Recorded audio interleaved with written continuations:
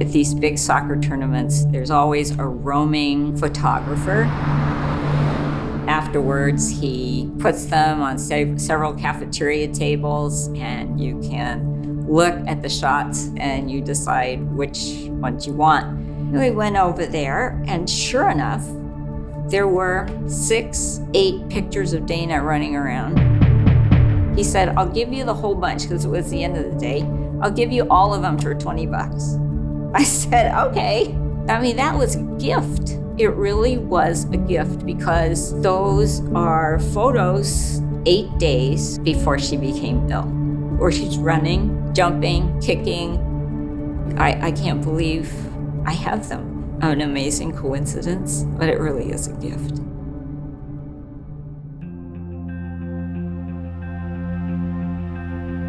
When I was 10 years old, I got a really rare autoimmune disease called transverse myelitis. Dana loved to play sports. I would go to soccer every week. Some of my best friends were in soccer. My mom would drive us there. We'd get ice cream on Thursdays, I remember. 4 o'clock in the afternoon, I dropped them off at a local soccer field. By 6 o'clock, I expected her to come home for dinner. I was running sprints at soccer practice, and my back started to hurt really badly. Like, it felt like someone was almost stabbing me. That's when they rushed me to the hospital, did a bunch of MRIs, found out that I got this autoimmune disease that basically attacks your spine at any level and can leave you completely paralyzed. How life can change in just 1 or 2 hours. I'll never forget looking down at my foot, trying to move it, and just having nothing happen, and then to not be able to feel it. She did not walk again. There's obviously a feeling of anger and resentment, and unfortunately, I took that out on my parents. I think she knows that I love her and I will not go away, but she has to be angry and stuff to somebody. Moms, I think, in any situation always kind of get the brunt of that, especially when a girl is a teenager. We had that part of my life combined with me losing my legs, in a sense. So my mom really took a verbal beating from me, which I will always feel bad about. I didn't know how this highway was going to lead, but I told Dana, we are just going to see the same things, but we're going to see it in a different way. So we're just going to have to take a different freeway. I was in a state of denial as well, because I didn't really, your brain can't really comprehend that all of a sudden your life is completely changed.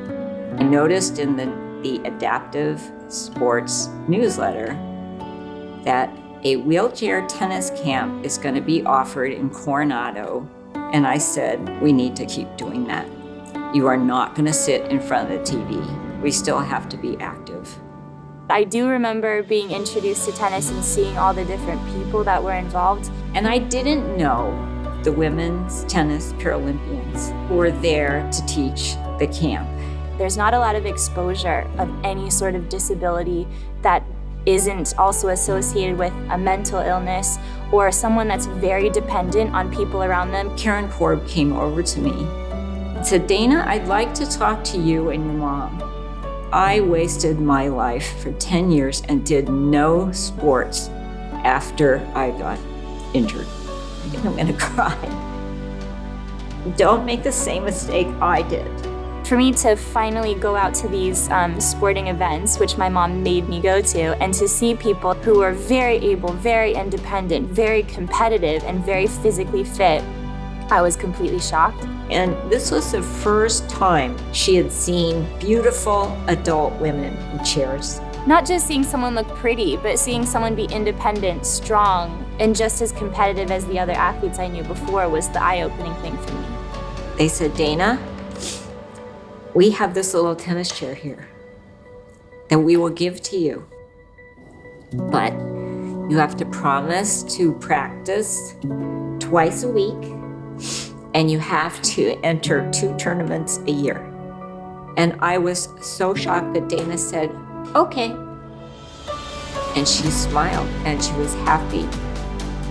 They put a racket in my hand. I got to meet a bunch of the other kids that were there, and I just fell in love with the sport.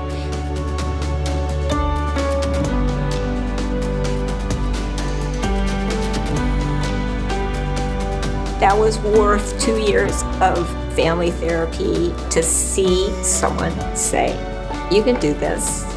Don't do what I did and waste your time. I'm Dana Matthewson. I'm 28 years old and I'm a professional wheelchair tennis player.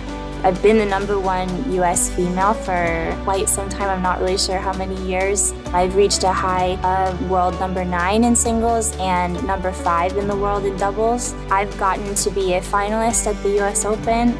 Now I get to represent my country. I've competed in a Paralympic Games. I've gotten to tour the world. I get to make a living playing a sport, which is awesome.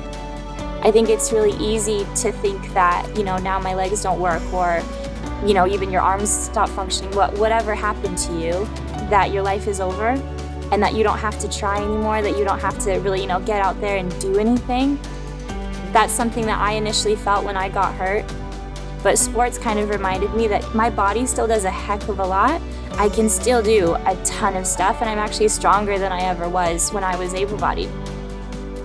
There's a lot of things that this disability has brought into my life that I know I would never have had it not happened to me.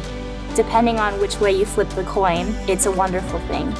I feel that having kids was the most challenging and most worthwhile experience I will ever have. As you can tell, my life has had quite a few different roller coasters in it, but the constants in my life are my family. Especially my mom. She has always been there for me, no matter what, disability or not. And her understanding of what was happening to me brought us closer and made us a stronger unit. I can't say in words how proud I am of her. I couldn't do nearly the things that she does with the same kind of poise, resiliency that she has shown.